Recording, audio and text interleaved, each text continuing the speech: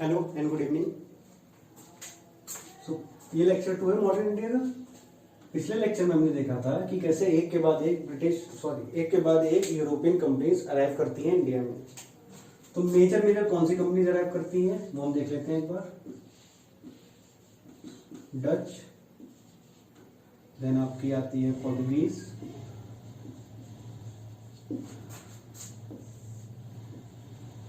French and English.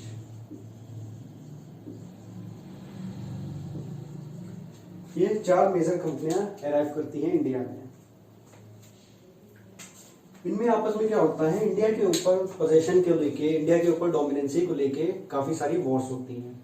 लेकिन at last में क्या होता है, सारी जो है आपस में जो है कॉम्प्रोमाइज कर लेती हैं, एक दूसरे से ट्रीटी कर लेती हैं।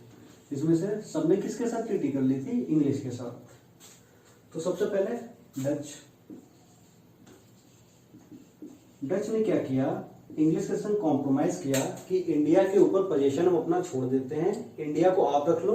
और जो स्पाइस आइलैंड है, याद है पिछले क्लास में स्पाइसेस का बताया था, तो स्पाइस आइलैंड बोले जाते हैं, जैसे कि इंडोनेशिया, मलेशिया, इन सबको स्पाइस आइलैंड बोला जाता है।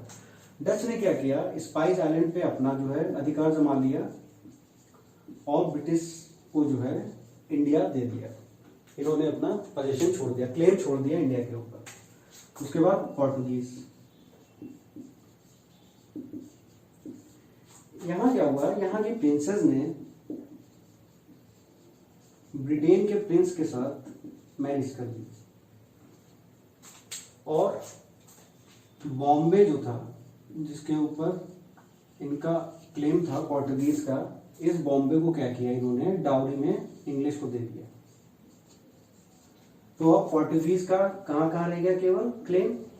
गोवा, दमन एंड दीव, इन 2 जगहों पे केवल क्लेम रह गया। लेकिन क्या हुआ, फ्रेंच और इंग्लिश के बीच में कोई भी कॉम्प्रोमाइज नहीं हुआ था, ना ही कोई भी ट्रीटी हुई थी। ये दोनों एक दूसरे की राइवलरी में आ गए।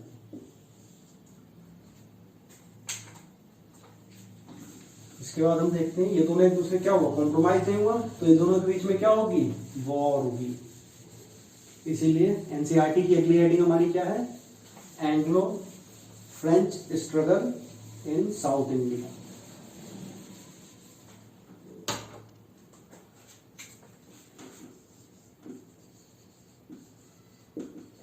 Anglo French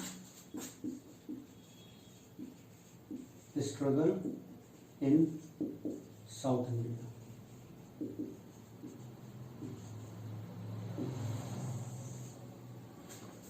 Anglo French struggle clear है, क्यों हुआ? क्योंकि इन दोनों के बीच में कोई भी ट्रीटी नहीं हुई है और इंडिया पे डोमिनेंसी के लिए दोनों आपस में क्या करेंगे, एक दूसरे से वॉर करेंगे। लेकिन साउथ इंडिया क्यों, साउथ इंडिया में ही क्यों हुआ ये, इसके ऊपर हम देखते हैं।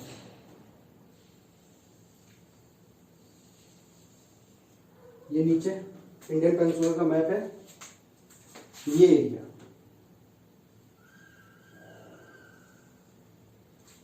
ये एरिया है, बोला जाता है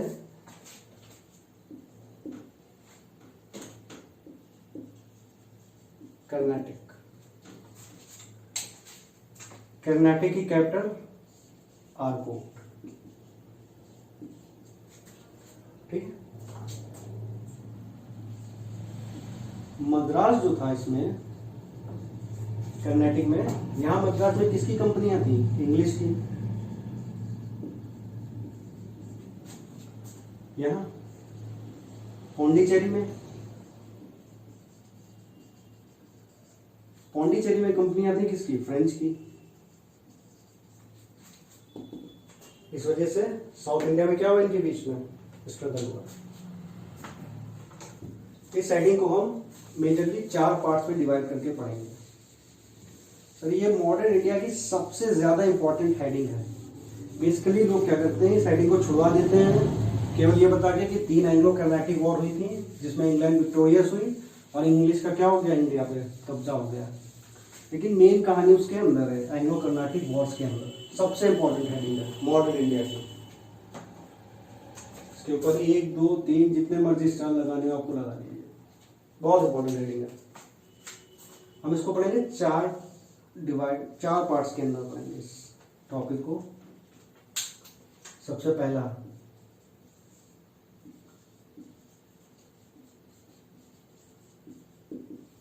पेनिट्रेशन जोन, दूसरा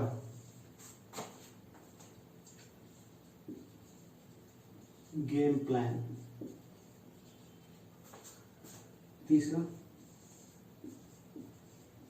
2 rising stars, and at last lessons outcome.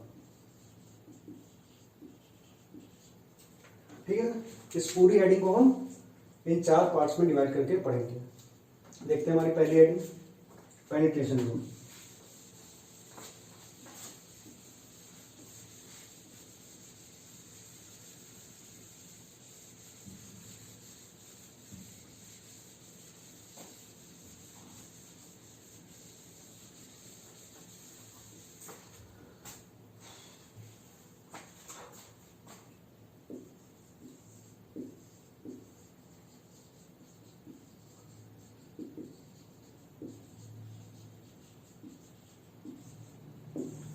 Penetration zone इसका मतलब है कि जो है अब ब्रिटिश और फ्रेंच को क्या करना था, इंडिया में एंटर करना था। लेकिन इंडिया में एंटर वो कहाँ से करेंगे? ऊपर नॉर्थ में और सेंट्रल अथॉरिटी में कौन बैठे हैं? मुगल्स। बंगाल पहले ही अलग हो चुका था। बंगाल के गवर्नर अलीवर्दी खान बहुत ही स्ट्रॉन्ग, मराठास स्ट्रॉन्ग। तो जो वीक पॉइंट बना इनका पेनिट्रेशन का वो क्या बना? South India.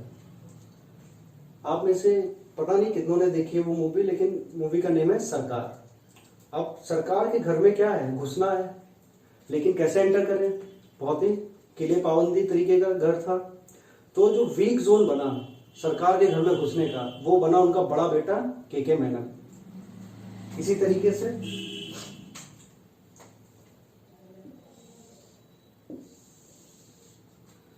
Seventeen 39 battle of Karnal,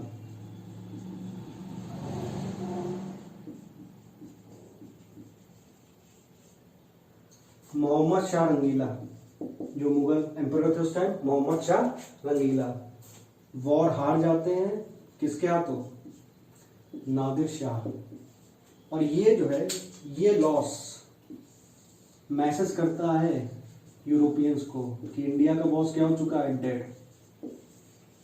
India का बॉस क्या हो चुका है? डेड हो चुका है। लेकिन दिक्कत ये थी एंटर कैसा कहां से करें? क्यों? क्योंकि इस एरिया से लेके नीचे एरिया तक किसका रूल चल रहा था उस टाइम? मराठास का। मराठास बहुत स्ट्रॉन्ग थे उस टाइम पे। बंगाल में अलीवर्दी खान था मौजूद। साउथ इंडिया में निजाम और मैसूर जो है इवॉल्व कर रहा था लीडरशिप में हैदर अली की। तो एंटर कहां से करें?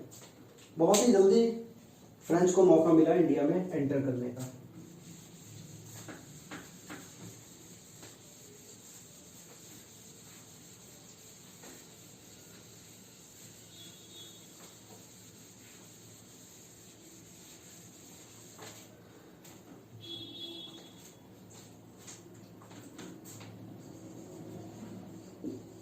इंग्लिश और यूरोप के बीच में उस वक्त इंग्लिश और फ्रेंच के बीच में जो है वॉर चल रही थी, आपस में राइवलरी थे। यूरोप में भी इंग्लिश और फ्रेंच पुरानी राइवलरी थी। कहाँ चल रही थी वॉर इनके बीच में? यूरोप में 1744।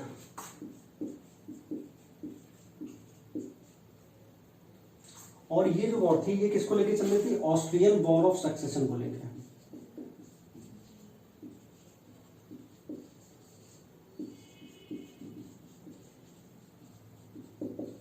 ऑस्ट्रियन वॉर ऑफ सक्सेशन को लेके, जिसकी वजह से जो यूरोप में ये वॉर चल रही थी, जिसकी वजह से क्या हुआ, इंडिया में भी क्या हो गया, इनके बीच में वॉर चलने लगी इसी पुरानी राइवलरी को लेके, जिसकी वजह से क्या हुआ, फर्स्ट एंग्लो कर्नाटिक वॉर।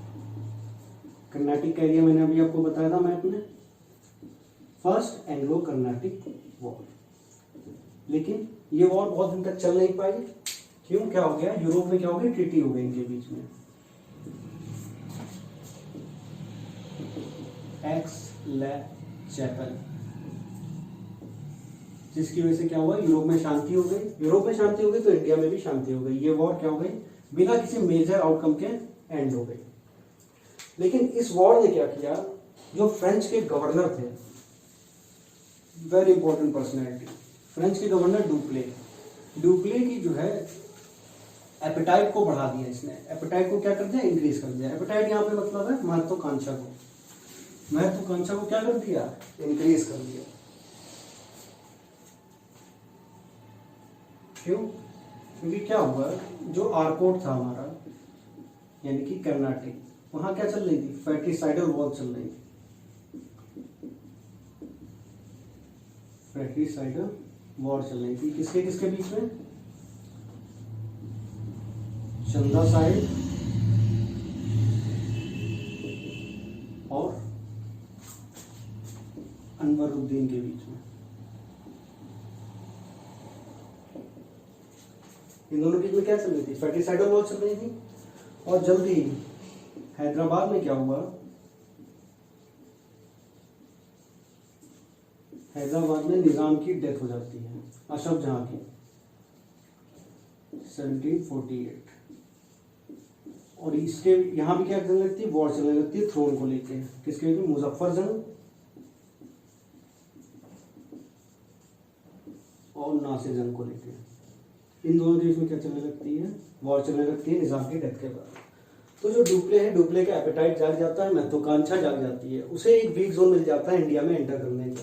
वो वीक जोन बनता है आर्कोट और हैदराबाद। वो फिर क्या करता है, हमारी अगली हेडिंग,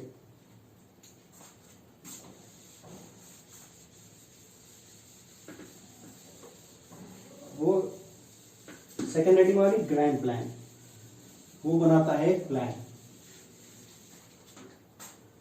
इस प्लान ने ही क्या किया, इंग्लिश को बाद में मदद की पूरे इंडिया को कॉन्कर करने की। वेरी इंपॉर्टेंट, ग्रैंड गेम या ग्रैंड प्लान, जो हमारा ऑपरेटिंग कर दी है। वो क्या करता है, प्लान बनाता है कि हम क्या करेंगे, जो इनके बीच में वॉर चल रही है हम उसका फायदा उठाएंगे, एक का साथ देंगे, इनके इंटरनल मैटर में इंटरफेयर करेंगे, किंग मेकर का रोल अदा करेंगे और उसके बाद में टेरिटोरियल इकोनॉमिक गेन पाएंगे। तो डुप्ले, फ्रेंच गवर्नर डुप्ले क्या करता है, एक ट्रीटी कर लेता है किसके साथ, चंदा साहिब के साथ और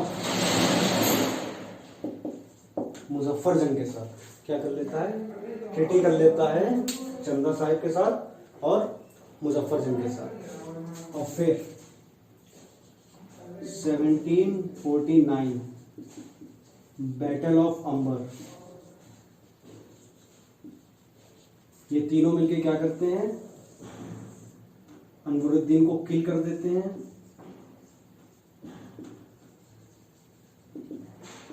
और आरकोट पे और जो है हैदराबाद पे कब्जा कर लेते हैं। आरकोट पे कौन बैठता है, चंदा साहिब, और हैदराबाद में मुजफ्फर जंग। और जो अनवरुद्दीन का बेटा होता है मोहम्मद अली, उसको कैद कर लेते हैं त्रिकोणपली के किले में, जहां पे फ्रेंच ने अपनी आर्मी तैनात कर रखी होती है इस किले के अंदर, ताकि मोहम्मद अली भाग ना पाए। और इसके बाद जो है चंदा साहिब लाखों रुपए, करोड़ों रुपए जो है डुप्ले को देने लगती हैं। मुजफ्फर जंग जो है देने लगते हैं, मसूलीपट्टनम का टाउन दे देते हैं, पौंडीचेरी के अराउंड 800 विलेज दे देती हैं चंदा साहिब, करोड़ों के हिसाब से रुपए दे देती हैं। डुप्ले बहुत खुश। फ्रेंच अपने पीक पे था इस टाइम पे, लेकिन इंग्लैंड सब कुछ बैठा देख रहा था चुपचाप। इंग्लैंड में मीटिंग चालू हुई कि हाँ भाई कौन जाएगा, इसको कौन खत्म करेगा। कौन डोमिनेंसी दोबारा वापस लाएगा इंग्लिश की? एक वहां पे होते हैं पिलॉन, चपरासी, नाम होता है रॉबर्ट क्लाइव।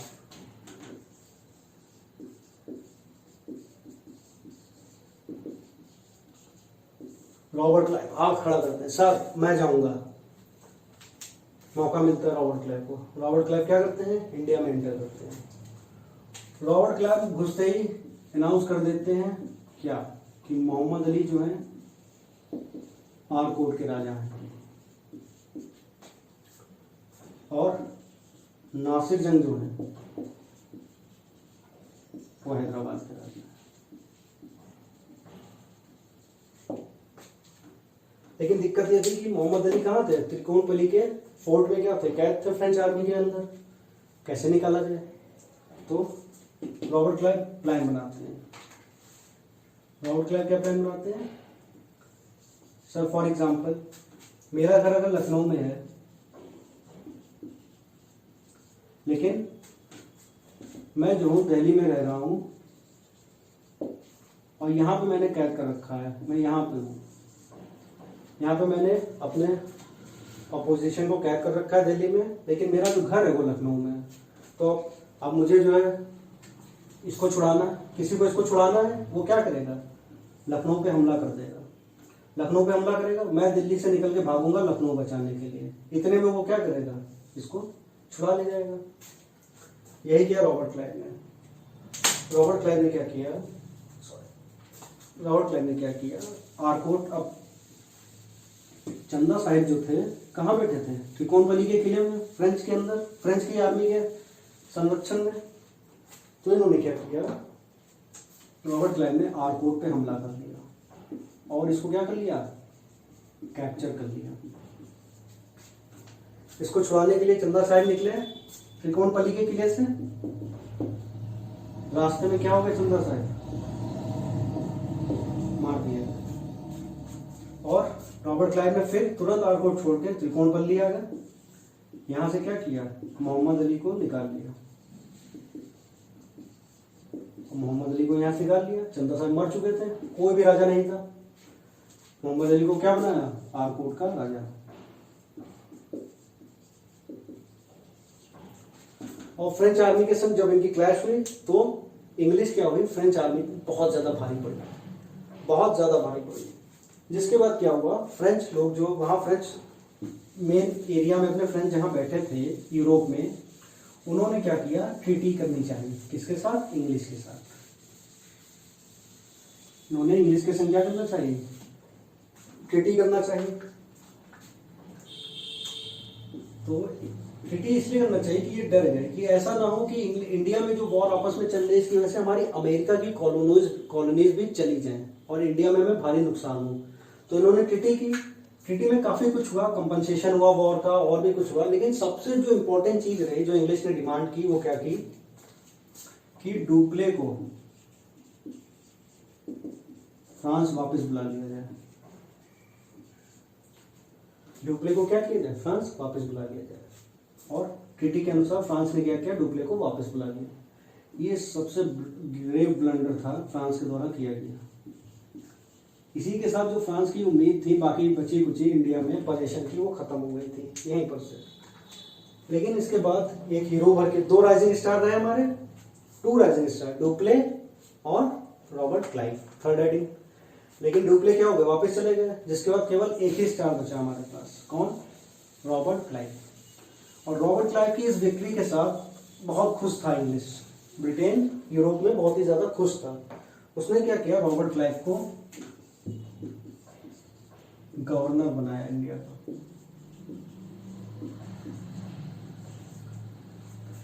गवर्नर बनाया इंडिया का।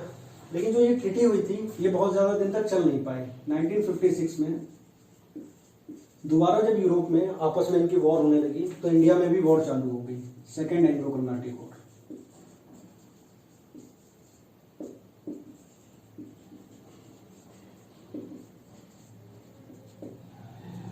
सेकेंड एंग्लो कर्नाटिक वॉर ये सब चली रही थी। लेकिन क्या हुआ?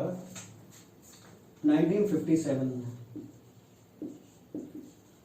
अब गेम प्लान पहले से मौजूद था। क्या करना है, इंडिया के इंटरनल मैटर में दखल देनी है, किंग मेकर बनना है, एक को राजा बनाना है और इकोनॉमिक और टेरिटोरियल गेन हासिल करना है।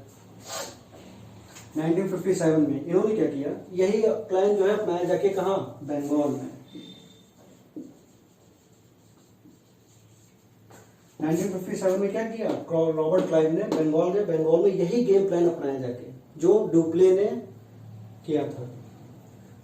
जिस प्लान को डुप्ले ने बर्थ दी थी उसको सक्सेसफुली इंप्लीमेंट करना किसने, रॉबर्ट क्लाइव ने। बंगाल में पूछा, हाँ भाई कौन बनेगा राजा, मीर जाफर। सर हम बनेंगे सर। उन्होंने कहा आ जाओ, रुपया है, उन्होंने कहा हाँ है, उन्होंने कहा आ जाओ। बंगाल सेम इसी फॉर्मूले पे बंगाल जीत लिया। बैटल का नाम बैटल ऑफ प्लासी। और बैटल ऑफ प्लासी के बाद क्या हुआ था, मीर जाफर वहां पे किंग बने थे। सेम फॉर्मूला, कुछ नहीं याद करना आपको, केवल सेम फॉर्मूले से बैटल ऑफ प्लासी जीत लिया। अब बंगाल क्या था उस टाइम का, कुबेर था। बंगाल उस टाइम का कुबेर था, कुबेर। बहुत रुपए थे बंगाल पास रुपए क्यों था, इसको समझ लीजिए।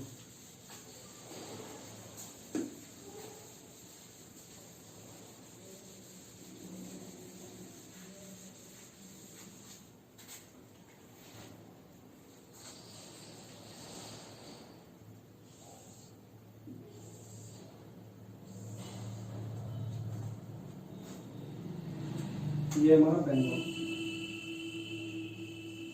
कहाँ लाई करता है, इंडिया में, चाइना।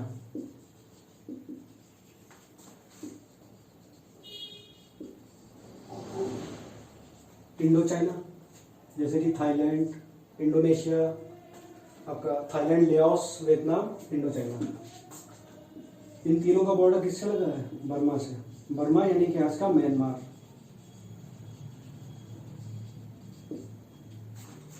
अब क्या हो रहा है, पिछली क्लास में हमने देखा था सिल्क रूट के थ्रू क्या हो रहा था, लैंड बॉर्डर के थ्रू जो रूट गुजर रहा था ट्रेडिंग का, सिल्क रूट था। लेकिन दिक्कत ये थी कि जैसे तिब्बत पे आता था वो रूट, तिब्बत में क्या थे, प्लेट्यूज थे, हिमालय थे, जो रूट क्या हो जाता था, अनकंफर्टेबल हो जाता था, बहुत ही हार्ड हो जाता था। जिसके कारण क्या हुआ, ये हमारा मान लीजिए अगर है सिल्क रूट, तो यहां से एक क्या था, एक रास्ता आती थी जो कहां से आती थी, ये आपका पंजाब हो गया, ये चाइना हो गया, ये अफगान हो गया, अफगानिस्तान। ये रास्ता एक आती थी, इस रास्ते को बोलते थे नॉर्दर्न पाथ। क्या बोलते थे, नॉर्दर्न पाथ। तो आगे तिब्बत की बजाय इस रूट को कहां से कैरी किया जाता था, इस रूट से कैरी किया जाता था। ये रूट पंजाब से होके उज्जैन और कहां तक जाता था, ताम्र लिप्ति तक जाता था। ताम्र लिप्ति आज के बांग्लादेश में है, ताम्र लिप्ति में जाता था बांग्लादेश में। तो इस रूट को क्या बोलते थे हम, नॉर्दर्न पाथ। और ये पाथ हमारा ओल्ड पाथ सिल्क रूट। क्यों आते थे इस रूट पे, क्योंकि तिब्बत में क्या हो जाते थे, हिमालय प्लेटो जाते थे, जिसका वो रूट बहुत ही कठिन हो जाता था। इस रूट के थ्रू आएंगे तो बीच में क्या पड़ेगा, बंगाल पड़ेगा। ये एरिया पूरा क्या कहलाएगा उस टाइम, बंगाल। पार्टीशन नहीं बना तो एरिया पूरा क्या कहलाएगा, बंगाल, चाइना, इंडो चाइना। ये रूट क्लियर है, ये डायग्राम क्लियर है। तो बर्मा में क्या होता था, चाइना से क्या आता था, सिल्क आता था, ठीक है। और इंडो चाइना से क्या आते थे, स्पाइसेस आते थे। और ये सब क्या होते थे, बंगाल के थ्रू इस रूट से वापस जाते थे, इस ट्रेडिंग रूट से जाते थे। जिसके कारण क्या था, बंगाल के पास बहुत सारा रुपया आता था, बहुत वेल्दी स्टेट था इसके कारण। इसीलिए बंगाल उस समय का क्या था, कुबेर था। क्लियर। तो कुबेर हाथ में आ गया किसके, रॉबर्ट क्लाइव के। रॉबर्ट क्लाइव कहाँ के, इंग्लिश के गवर्नर। 1956 में क्या बनाया, गवर्नर। और 1957 में क्या उन्होंने हासिल कर लिया, बंगाल को, बैटल ऑफ प्लासी। और इसके जब कुबेर हासिल कर लिया तो फ्रेंच का जाना केवल एक पार्शियलिटी रही, केवल टाइम की बात थी, फ्रेंच खत्म था इसके बाद। 1760 बैटल ऑफ बंडीवॉश।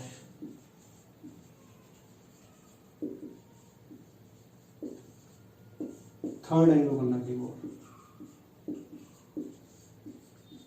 और इस बैटल ऑफ वनडे वॉर में बहुत मारा, फ्रेंच ने फ्रांस को बहुत मारा गया, इंग्लिश ने बहुत मारा, कहते वॉश कर दिया इंडिया से, बहुत मारा।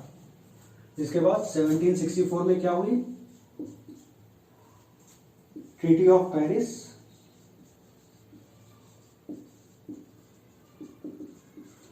और फ्रेंच क्या रह गया, केवल फ्रेंच के हाथ में केवल पौंडीचेरी रह गया। जो भी इंडिया में पोजीशन थी वहां पे वो केवल ट्रेडिंग सेंटर के थ्रू काम कर सकता था, अपनी फैक्ट्री में फोर्टिफिकेशन नहीं कर सकता था, ट्रूप्स नहीं रख सकता था, बहुत ज्यादा आर्मी नहीं रख सकता था। कुल मिला के जो पोजीशन था फ्रांस का इंडिया में वो ब्रिटिश प्रोटेक्शन के अंदर आ गया। और अब केवल इंडिया में एक ही पावर बची। शुरू में मैंने कहा था 4 पावर थी, जिनमें से 2 ने क्या कर लिया था, कॉम्प्रोमाइज कर लिया था, इन दोनों ने नहीं किया था। लेकिन अब फ्रांस क्या हो गई, खत्म हो गई।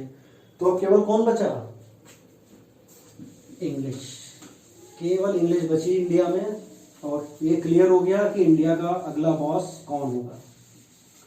और साथ ही साथ में एक और इम्पोर्टेंट बैटल नोट कर लीजिए, 1761 में थर्ड बैटल ऑफ पानीपत,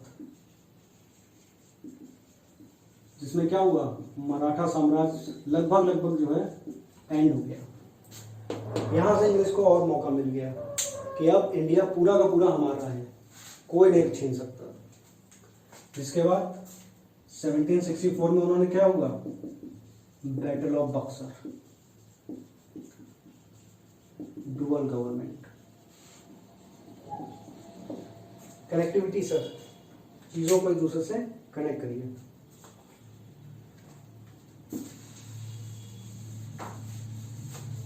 आप हमारी आ गई है लास्ट हेडिंग, लेसन्स आउटकम। पहली हेडिंग पेनिट्रेशन जोन, कहां से एंटर किया, ऑर्कोट और हैदराबाद से। गेम प्लान क्या था, इंडिया के इंटरनल मैटर में दखल देंगे, किंग मेकर बनेंगे, किंग बनाए करेंगे, रुपए मिलेंगे। तीसरा देखा 2 स्टार, डुप्ले और रॉबर्ट क्लाइव। चौथा, इस वॉर से बहुत इंपॉर्टेंट लेसन आया, इन तीनों वॉर ने इंग्लिश को बहुत इंपॉर्टेंट लेसन दिया, बहुत इंपॉर्टेंट लेसन दिया, बहुत इंपॉर्टेंट। इस लेसन से उन्होंने पूरा इंडिया कॉन्कर कर लिया। लेसन क्या था कि इंडिया में जो है यूनिटी नहीं है, अब्सेंस ऑफ नेशनलिज्म। क्या है, अब्सेंस ऑफ नेशनलिज्म है। और हम क्या करेंगे, इंडिया में आर्मी जो एक अगर वेल डिसिप्लिन आर्मी हो, यूरोप की वेल डिसिप्लिन आर्मी क्या पड़ेगी, इंडिया के ऊपर भारी पड़ेगी। और इंडिया को कॉन्कर करने में जो इंडियन आर्मी है, इंडियन ट्रूप्स हैं, वो मदद बहुत करेंगे। क्यों, क्योंकि इनके अंदर यूनिटी नहीं है, अब्सेंस ऑफ नेशनलिज्म है। और इनको हायर पोस्ट नहीं देनी है इंडियन आर्मी को। हायर पोस्ट किसके पास रहेंगे, यूरोप के ऑफिसर्स के पास। हायर पोस्ट रहेंगी। ये लेसन, ये आउटकम इस वॉर के बाद निकला। इस लेसन से उन्होंने पूरा इंडिया काउंटर कर लिया। बैटल ऑफ प्लासी, बंगाल गए, बंगाल में जाके पूछा, हाँ भाई कौन राजा बनेगा, मीर जाफर ने हाथ खड़ा कर दिया, सर हम बनेंगे राजा। उन्होंने कहा रुपए लाए हो, उन्होंने कहा हाँ सर, उनका आ जाओ। रघुनाथ राव, मराठा कॉन्फेडरेसी, रघुनाथ राव गए इंग्लिश के पास, सर हमने सुना है आप जो है राजा बनाते हो। कहा yes, this is our new business. कहा सर हमें भी बना दो। उनका पैसा लाए हो, उनका हाँ सर, उनका आ जाओ। लाली जिंदान पंजाब, सर हमारे बेटे को राजा बना दो। कहा हमने सुना है आप जो है राजा बनाते हो। कहा yes, this is our new business. कहा हमारे बेटे का राजा बना दो। उन्होंने कहा अरे हम मैडम आप ही का इंतजार कर रहे थे, अच्छा ये बताओ रुपए लाई हो। उनका हाँ रुपए लाए हैं, उनका आ जाओ। सर इस फॉर्मूले से उन्होंने पूरा इंडिया कॉन्कर कर दिया। लेकिन ज्यादातर लोग इस टॉपिक को छुड़वा देते हैं ये बता के कि 3 एंग्लो कर्नाटिक वॉर हुई, जिसमें इंग्लिश क्या हुआ, विक्टोरियस हुआ। ठीक है सर, ये हेडिंग थी हमारी Anglo French struggle in south India. इसके बाद अगले लेक्चर में लूंगा, उसमें कोशिश करूंगा रिवॉल्ट ऑफ 1857 कवर करने की। इस चैप्टर में और हेडिंग है आगे, लेकिन वो कोई खास इंपॉर्टेंट नहीं है। अगर आप यहाँ पे ये समझ गए, लेसन समझ गए, गेम प्लान समझ गए, कैसे इंडिया को कॉन्कर करेंगे ब्रिटिश, ये समझ गए, तो आगे उन्होंने क्या दिया है कि कहाँ कहाँ कैसे कैसे कॉन्कर किया, कैसे बंगाल को कॉन्कर किया, कैसे पंजाब को कॉन्कर किया, कैसे मराठा को कॉन्कर किया, कैसे मैसूर को कॉन्कर किया, ये सब दिया है। ठीक है ना। तो अगली हेडिंग में मिलते हैं, अगले लेक्चर मिलते हैं, रिवॉल्ट ऑफ 1857 हम कवर करेंगे। ठीक है sir, thank you, all the best.